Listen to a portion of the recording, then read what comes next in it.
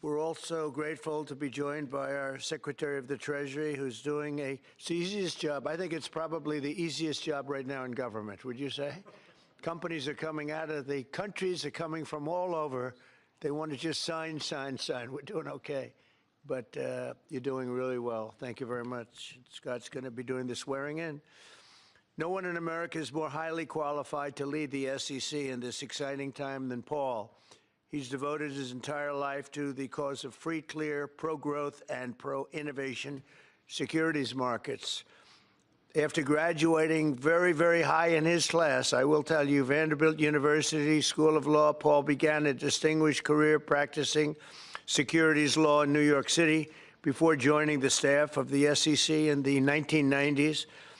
In 2002, Paul was appointed as the commissioner of the SEC, a commissioner, and rode that to have fared thee well. He was so respected. He was a role which he promoted economic freedom and represented the agency at the U.S.-EU Transatlantic Economic Council, highly respected the World Economic Forum and the Transatlantic Business Dialogue.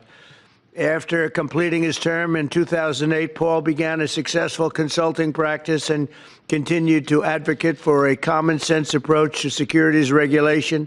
Extremely complicated stuff, and he put a lot of common sense and saneness into it without heavy-handed bureaucracy and the harming of investors and workers and consumers and, frankly, our country itself.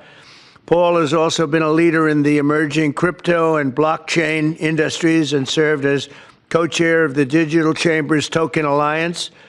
He's the perfect man to lead this agency at a time when crypto innovators are urgently in need of, and they want so badly, they want it to happen, regulatory certainty and clear rules of the road. In addition to helping build this new framework that will allow the United States to maintain its financial and technological dominance long into the future, Paul will end the weaponization of the SEC and stop the lawless enforcement practices that occurred during the Biden administration. They were vicious people. They were vicious and horrible for our country. Paul is passionate about protecting American liberty and American economic leadership, and we are truly grateful and honored that he has answered the call of public service, as he always has. He's a man that just, we were looking for the right person for this very important job, and just he was at the top of everyone's list. So, Paul, I want to congratulate you and your family. You have an incredible family, and you have an incredible father and husband. I can say that, I think, I'm pretty sure I'm right about that. If I'm not, please speak up now. So thank you very much, Sarah. Thank you very much. And I'll ask Scott to come up, do the swearing in. Thank you. Thank you, everybody.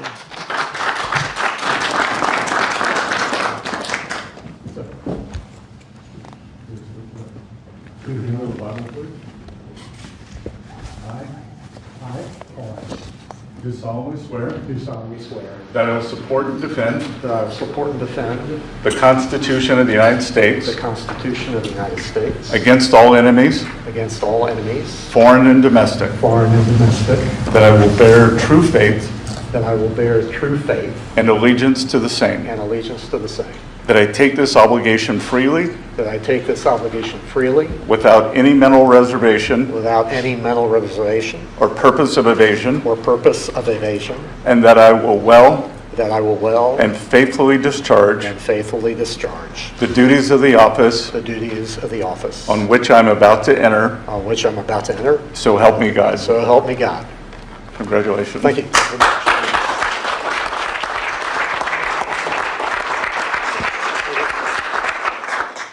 Well, thank you all very much, and especially thank you, Mr. President. I'm really honored by your trust and confidence that you've placed in me to head the SEC.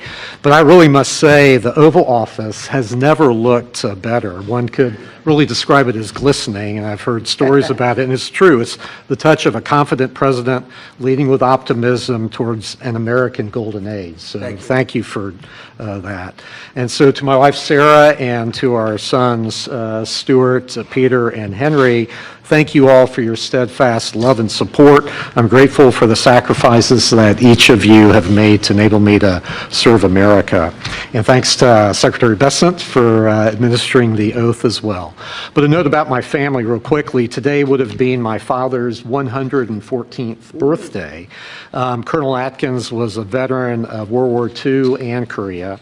And yesterday would have been my late mother's birthday, so it seems altogether fitting to honor them and the example that they've set so that their son could stand here speaking to you all today. So to my friends, my family, my colleagues who've worked with me throughout my career and helped make my appointment by President Trump even possible, thank you for your work and dedication. There are many who quietly serve the nation in mostly unsung roles, and I continue to be the beneficiary of your professionalism and good judgment. So at the helm of the SEC, I can confidently say it is a new day. It's time for the SEC to end its waywardness and return to its core mission that Congress set for it: investor protection, fair, orderly, and efficient markets, and capital formation. I will work to protect investors from fraud, keep politics out of how our securities laws and regulations are applied, and advance clear rules of the road that encourage investment in our economy to the benefit of Americans. A top priority of my chairmanship will be to provide a firm regulatory foundation for digital assets through a rational, coherent, and principled approach. We will work to ensure that the United States is the best and most secure place in the world to invest and to do business. So, Mr. President, again, thank you very much for your graciousness in extending such a warm welcome to my family and me today in this storied room. I look forward to working with you, with colleagues in your administration, and with Congress to advance your agenda to bolster the economy and build on U.S. leadership of the global market. So thank you very much. Thank you. Congratulations. Thank you very much. Thank you very much. Pleasure. Any questions for Paul? Mr. Atkins, if I may, can you provide, I guess, what is your sense of how the CFTC and the SEC will differ when it comes to crypto regulation?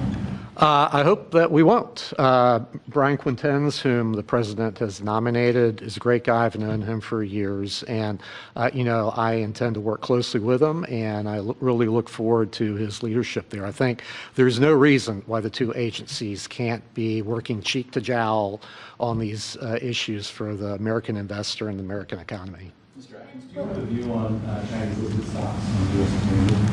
Well, that's subject of statute, and Congress has acted, and I mean, I look forward to diving into those issues. Mr. Atkins, do you have a sense, will the Democratic commissioner continue in her role? Her term, I guess, goes through, well, it ended last year, and I guess she can hold over till the end of the year, so it's up to Mr. President and then Congress to deal with that. Mr. President, on China, your press secretary has suggested that some progress is being made. Are negotiations actively underway? And do you agree with Secretary Bessent, who has suggested that the current standoff with China is not sustainable? We're doing fine with China. We're doing fine with I think almost every country. Everybody wants to have involvement with the United States. As you know, we were losing $5 billion a day during the Biden administration, during that last year, was a horror show, what they were doing on trade, $5 billion a day. And now we have it down to a very low number because we're getting 25% from the automobile industry, from autos. We're getting 25% for steel, 25% for aluminum, and we're getting the baseline of 10%. And think of it, we're losing almost $2 trillion on trade. And those days are gone. We're not going to do that again. We're not going to let that happen. We're being ripped off by almost, I don't say every, but very close to every country, everywhere in the world, just being ripped off left and right. You had no leadership. You had people that didn't know what they were doing. And we're going to turn the country around. You know, we have a very nice phrase, make America great again. That's what we're going to do. And it's going to start with trade. We're doing really well. I see the stock market was up nicely, but this is a transition period, and it's going to be a little while, but we are doing well with every country. Ultimately, we have something they want, and you have to view it that way. We have something they want, and they want very badly. And, you know, it's going to be, they're coming in, they're taking treasure, they're taking jobs when they do that, and they have to pay. And they don't have to pay if they come in and create their own jobs. You know, if they do their product here, if they build their product or make their product in the United States, we have absolutely no tariffs, and we welcome people. But we're taking in a lot of money from tariffs, and our country is getting stronger all the time because the other was not sustainable. But how many started with China? Are you going to play hardball with them? Are you going to mention COVID? Well, I'm not going to say, no, I'm not going to mention COVID. I'm not going to say, oh, I'm going to play hardball with China. I'm going to play hardball with you, President Xi. No, no. We're going to be very nice. They're going to be very nice, and we'll see what happens. But ultimately, they have to make a deal because otherwise they're not going to be able to deal in the United States. And we want them involved, but they have to, and other countries have to make a deal. And if they don't make a deal, we'll set the deal because we're the ones that set the deal. Scott and Howard and myself and others, we're going to be setting the deal, and it'll be a fair deal for everybody, and it'll be, I think it's a process that's going to go pretty quickly. We've spoken to many, many countries, and we're getting their views on things. You know, there are a lot of things. They have VAT taxes. They have everything you can have. Don't forget, as an example, the European Union was set up to take advantage of the United States. That's why it was set. And they've done that, but they're not doing that anymore. Yeah. Mr. President, will you prevent Hamas from having any role in governing a post-war Gaza? And will Hamas have to be permanently eradicated for a ceasefire to be reached? Well, we're not going to let Hamas do that, and we're going to see what happens with Gaza. But we've made a lot of progress in the Middle East, tremendous. Should have never happened. That date, that very special date, October 7th, should have never happened. It would have never happened if I were president. But we'll be stopping that whole situation. Yeah, please. Earlier today, Treasury Secretary Bessent suggested that with tariff rates as high as they are now, it's effectively an embargo of trade between the United States and China. Do you see it that way? That's true. 145% is very high, and it won't be that high. It's not going to be that high. It got up to there. We were talking about fentanyl, where, you know, various elements built it up to 145. No, it won't be anywhere near that high. What level do you think it'll come down to if you haven't? It'll come down substantially, but it won't be zero. It used to be zero. We were just destroyed. China was taking us for a ride, and just not going to have. It's not going to happen. We're going to be very good to China. Have a great relationship with President Xi. But they would make billions and billions and billions of dollars a year, and they would build their military out of the United States and what they made, so that won't happen. But they're going to do very well, and I think they're going to be happy, and I think we're going to live together very happily and ideally work together. So I think it's going to work out very well. But no, it's at 145%. There will not be anywhere near that number.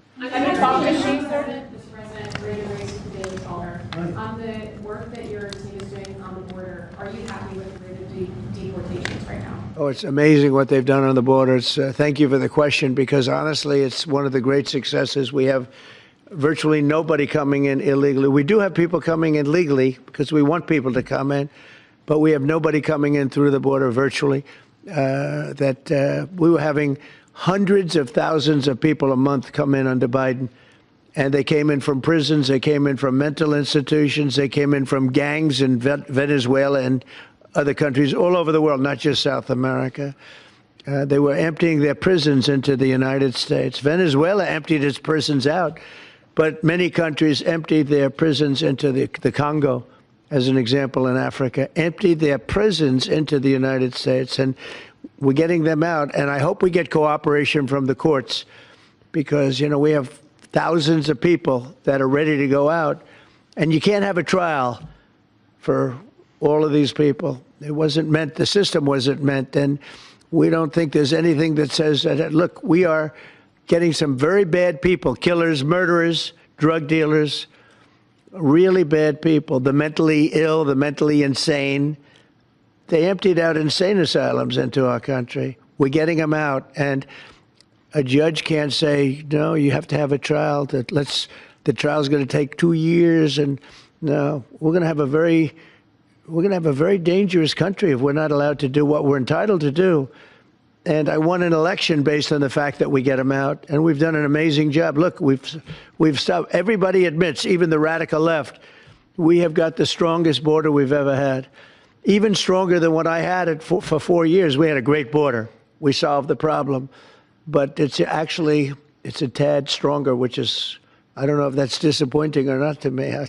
I beat my own record, but I appreciate the question. Thank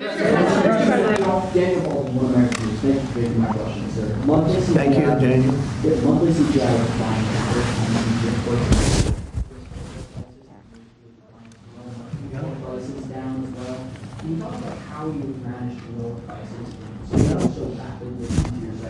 Well, thank you, Daniel. The question is about prices. The prices are going down, not going up.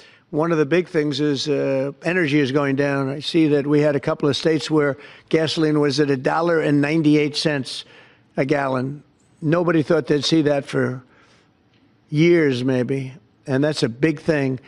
And we opened up our wells. We opened up our drilling. We have more product now for sale. And we're also going to be selling outside of the country to a large extent. It's going to bring down our deficits, largely going to bring down our deficits. But if you remember my first week, I was standing here, Paul, and they were screaming about eggs. The cost of eggs have gone through the roof. They were up like 500, crazy, like 4 or 5 times. And we won't have eggs for Easter, they were saying. There will be no eggs. You can't order eggs. They wanted us to order plastic in the shape of eggs. Well, yesterday we had 48,000 people at the Easter hunt. They call it the Easter roll at the White House. And we had all eggs. And as you know, the cost of eggs has come down like 93, 94% since we took office. And they're pretty much normally priced now. Great job. Our Secretary of Agriculture, Brooke Rollins, did a very good job. But groceries have come down. It's all coming down. The only thing that hasn't come down, but it hasn't gone up much, are interest rates, and we think the Fed should lower the rate. We think that it's a perfect time to lower the rate, and would like to see our chairman be early or on time as opposed to late. Late's not good. Mr. President, you've said... I don't want to talk about that because I have no intention of firing him. Mr. President, there are reports that you're considering doing something for moms across the country, giving them some type of bonus whenever they have a child. Are you considering that? Or Sounds like a good idea to me. Yeah, please. So you have no intention of firing Jerome Powell because your economic advisor, Kevin Hegseth, a few days ago said that you and people in the White House were studying this idea of possibly doing before his term ends. No. Do you have any plans on doing that? None whatsoever. Never did. The press runs away with things. No, I have no intention of firing him. I would like to see him be a little more active in terms of his idea to lower interest rates. This is a perfect time to lower interest rates. If he doesn't, is it the end? No, it's not. But it would be good timing. It could have taken place earlier. But no, I have no intention to fire him. Last time you talked to him, I don't want to comment on that. That doesn't matter.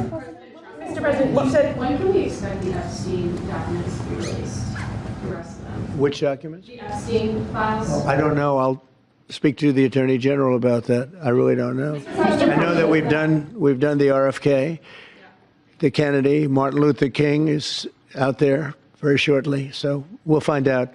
But we've really announced we're doing them in full transparency. You know, when we did JFK, people were saying, "Oh, maybe it wasn't all; it was all," and people actually went up to the office and they looked at some things that were, you know, not really easily available, and they were amazed that we gave it all. And I don't know if it solved any problems for people. People still have questions one way or the other, but that I'm not. But 100% of all of these documents are being delivered. Yeah, please. Mr. President, you said you're ultimately going to make a deal with China, but where do things stand right now? Have you talked to him? My relationship, my relationship with President Xi is great. It was, it's been great for a long time. We've had a very good relationship, and I think we'll make a deal with China. If we don't make a deal, we'll set it. We'll just set the number, and, you know, I think they'll want to be a part of the United States. We're doing great. This is the golden age, as Paul said. We're talking about the golden age. There will never be a time like this, in my opinion. And China wants to be a part of that, too. Investigation, sir, on the Butler investigation, are you getting intelligence briefings, and do you think will I have. really happen? I have. I'll keep that to myself. Very personal. Are you concerned about the impact of tariffs on West Coast ports, with just seen a sharp drawdown in Chinese imports coming in? No, I think that everyone's going to do well in this country because of tariffs. We have $7 trillion of investment already. You can go back many years, and for a whole year, they haven't had anywhere near that. Mostly, they'd be well under $1 trillion of investment. And we've got $7 trillion. We really started 5 weeks ago. And in just a few weeks, literally, we have $7 trillion, which is a record for a year. There's never been a year with that much. And that's coming in, I think, for two reasons. It's coming because of an election that people liked, and it's coming in because of tariffs. And if you look at Apple, Apple's going to start building here. Right now, they're in China mostly. $500 billion. We have the computer, all of the computer chip companies are coming in at levels that nobody's ever seen before, as you know. Jensen came in for $500 billion. You saw that. A great guy, highly respected. Mr. Wei coming in for $250 billion. Nobody's ever seen anything. And the auto companies are coming in. I can name 8 right now already, auto plants that are either starting or about ready to start construction. There's never been, and the United Auto Workers and the non-union workers in the automobile industry, they love Trump, and I love them. Thank you all very much. Thank you. Congratulations, Paul. Thank you.